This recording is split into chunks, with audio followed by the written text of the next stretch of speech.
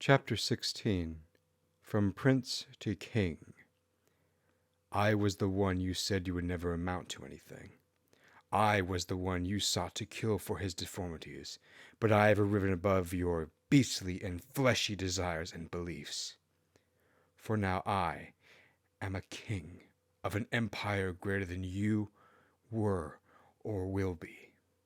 Enjoy rolling in the filth of your fleshiness and savage kingdom, while I and the knowledgeable ones endowed with reason will build a golden age for both the Valkyries and the Selenes as their king.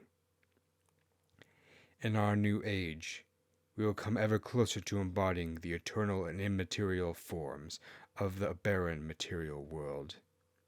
And for as long as my soul is trapped in this flesh prison, I will make this flesh prison for the souls of everyone of my kingdom more bearable until they can ascend to the pleroma from which those with divine souls came, while those of the flesh return to the lesser God that created this physical world of imperfection.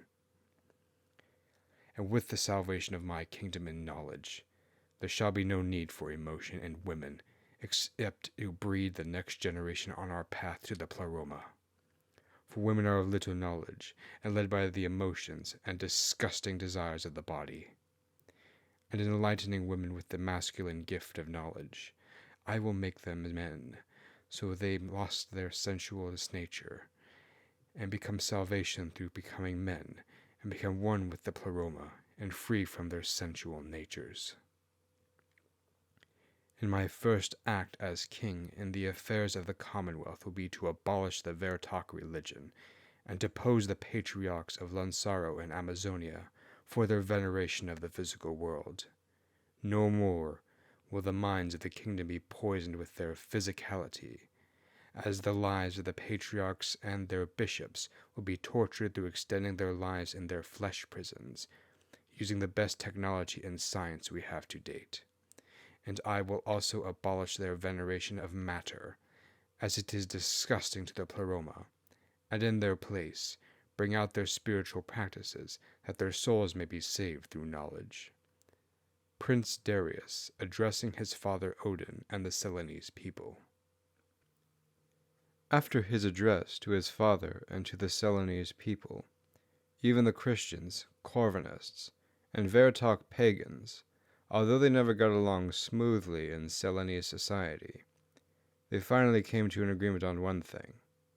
They all hated Prince Darius, who was calling himself king.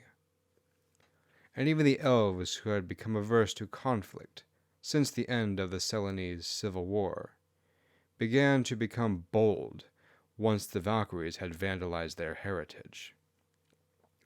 And amongst the elvish heritage was St. Seren Cathedral, which in their own elvish language was the name Serwen, for the Mother of God.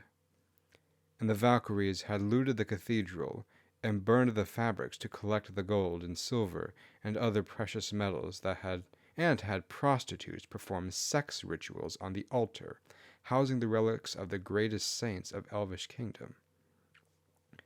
For not even the Veritak pagans, when they once ruled the Selenes queendom, committed such a sacrilege. And to add further insult to injury, Prince Darius had all the statues and icons destroyed that had been there since the 1100s, and had them replaced with statues and pictures of himself, with all the crosses removed and replaced with the flag of the Valkyrie nation. And to top it off, Prince Darius had San Serwin Cathedral renamed to the Temple of Reason. And in the southern valleys of the Confederate People's Republic of South Selene lived the nymphs, who had once lived a peaceful life, farming agriculture and developing natural resources, had become enslaved to the Valkyrie system. The Valkyries built upon the once beautiful meadows and farmland industrial factories to build their war machines, as food production fell as the nymphs began to starve. And for those the Valkyries deemed most beautiful, they were taken to be slaves or to be exotic prostitutes for their master's pleasure. And knowing that the nymphs had powerful nature magic, closely linked to the health of the natural world around them. Prince Darius strategically placed his industrial centers in their natural home, for he knew that because of their bodies being so sensitive to the health of the natural world, he could make them too weak to fight back, with no Valkyrie having any resistance to magic.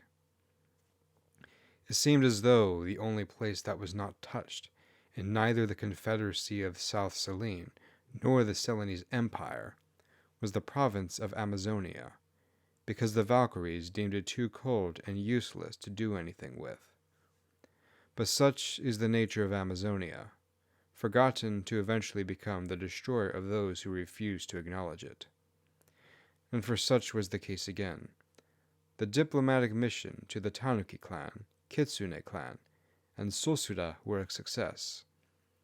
And through the Valkyries' neglect of Amazonia, the means to destroy them by Amazonia's icy waters had arrived. And from the Kitsune clan came the means for the Confederacy of South Selene to rebuild Ironhenge, and with it, make the Valkyries' orbital supremacy utterly worthless. Isis's oversight. It appears Darius has fallen under the pride spell I have placed on his defenseless heart. He is so pathetic that he couldn't even control himself over the simplest temptations. And he is doing so well, bringing death and destruction into the Selenese world. After all, I'm going to need that powerful kingdom destroyed if I am to rule the world created in my own image. And I'd rather have someone else die in vain on my behalf, as I reap the rewards for their labor. Valkyrie pride is so easy to exploit. But by their pride I have some of the fuel for the most potent dark magic.